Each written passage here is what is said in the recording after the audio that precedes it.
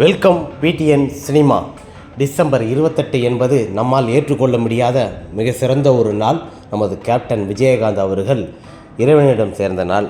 மிக அற்புதமான ஒரு நாள் என்று நாம் சொல்ல முடியாது. டிசம்பர் என்பது சிறந்த தலைவர்கள் மறைந்த நாள்களில் குறிப்பாக டிசம்பர் என்பது நம் நாட்டையே உலுக்கி எடுக்கும் ஒரு நாளாக கருதப்படும்.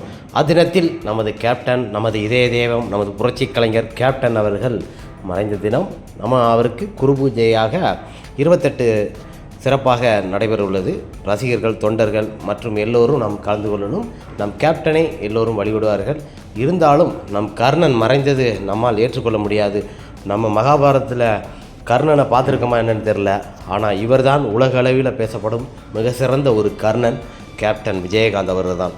கேப்டன் விஜயகாந்த் அவர்களை போல கொடைவள்ளல் அள்ளி கொடுத்த ஒரு தலை சிறந்த ஒரு மனிதர்கள் இவ்வுலகில் யாரும் நம்ம பார்க்க முடியாது. அப்படி ஒரு நல்ல மனிதர், நல்ல உள்ளம் படைத்த கேப்டன் விஜயகாந்த் அவர்களின் நினைவு நாளாக ஒரு வருடம் ஆகப்போது. கிட்டத்தட்ட பார்த்திங்கன்னா ஒரு 24 நாள் தான் இருக்குது. நம்ம ரசிகர்கள் எல்லோருமே, தொண்டர்கள் எல்லோருமே ரொம்ப ஏங்கிக்கிட்டு இருப்பாங்க. நம் கேப்டன் மறைந்த நாள் இந்த வருடம் என்பது ரொம்ப ஏற்றுக்கொள்ள முடியாத ஒன்றாக இருந்தாலும் நம் தெய்வம் நம்முடன் தான் இருக்கிறது என்று நாம் இந்த ஆண்டு சிறப்பாக நினைவு நாளை கொண்டாடுவோம்.